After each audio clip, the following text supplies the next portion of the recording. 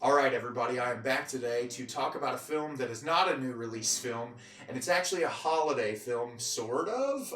It's my favorite Christmas movie, and I know Christmas is over, but I wanted to talk about this movie before Christmas, and I didn't get an opportunity to, and this is one of my favorite movies of all time. And the film I'm going to be talking about today is the Frank Capra classic, It's a Wonderful Life. It's a Wonderful Life is directed by Frank Capra, a holiday favorite for generations. George Bailey has spent his entire life giving to the people of Bedford Falls. All that prevents rich Mr. Potter from taking over the entire town is George's modest building and loan company. But on Christmas Eve, the business's $8,000 is lost, and George's troubles begin. I've been watching this movie since I was a really young kid. My mom was a huge fan of this movie growing up. She's a huge Jimmy Stewart fan. She absolutely loves him, and I became obsessed with Jimmy Stewart from a very young age. He's still one of my favorite actors of all time, and I remember the first time I saw this movie, I was a really young kid, and I don't think I really comprehended all of the themes that were going on in this movie, because there is a lot going on in this film, but I did love the message of it, of a person who, got so down on their luck that they didn't feel like that life was worth living anymore, and someone coming into their life and showing them why their lives matter. And I thought that that was such a beautiful idea for a film, and this movie destroys me every time I watch it. I can safely say that, I am a person that does not have a problem crying in movies, and this one makes me cry every time I see it.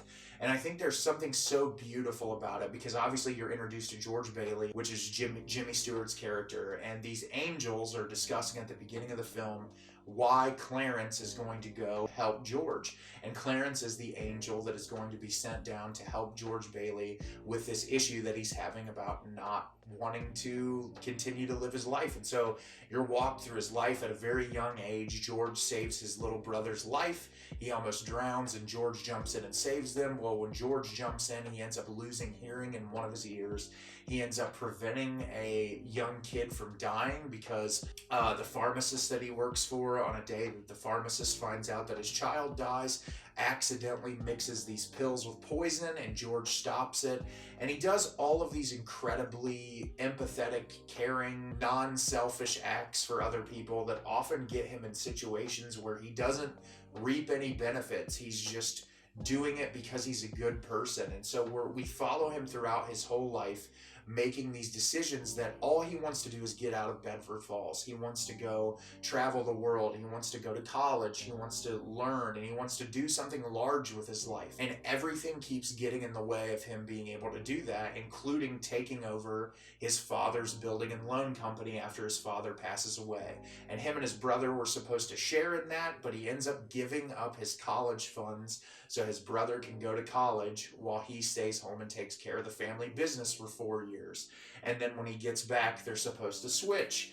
And all of these things happen that just get George so down on his luck to where he finally just says, I don't want to live anymore, and I think the world would be a better place if I wasn't born. And it's such a beautiful film, because it shows that even the best people in the world can be treated like absolutely nothing. And there are so many people in my life that I know that are just wonderful, selfless people that do so much for other people, that consistently in their lives get the shaft. They get the short end of the stick. People don't take care of them the way that they take care of other people, and it's heartbreaking to watch something like that. And so to see it brought to life on screen was so incredible to me. And watching it over the years, this had to have been like my 30th or 40th time seeing this movie. But what I love about it too is, for a film in this era, it looks at depression through such a realistic lens. And in a way that even when things do start to go well for you in your life, like you have kids and you're well liked in your community, and things seem to be going up, that you still don't feel fulfilled in your life, and that things can really drive you to a point of no return. And that's what I liked about this movie so much, and that's what I continue to like about this movie, is that it's not afraid to really go to that point of like, hey, there is no other alternative. I don't feel like I deserve to keep going on.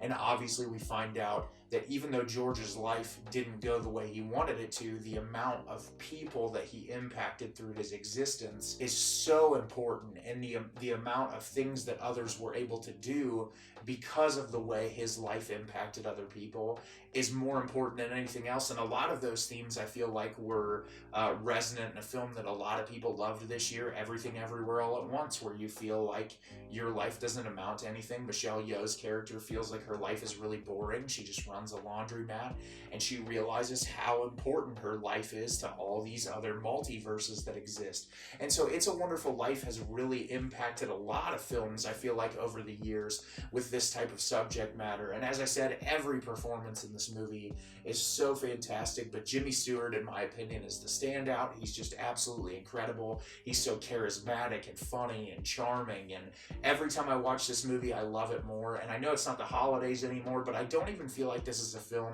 that you necessarily need to watch at Christmas time. I feel like you can watch it any time of year and it will impact you the same way, and I will always and forever love this movie. So have you seen It's a Wonderful Life? Did you love it? Did you hate it? Leave me a comment down below and let me know what you thought. I absolutely adore this film. It's one of my favorite movies of all time, and I will continue to love it for years to come. As always, if you can like the video and subscribe to the channel, it helps me out a lot and lets me know the type of content you're looking for. I'm always putting out new material and look forward to getting more out for you in the near future. And as always, everyone, thank you so much for watching, and have a great rest of your day.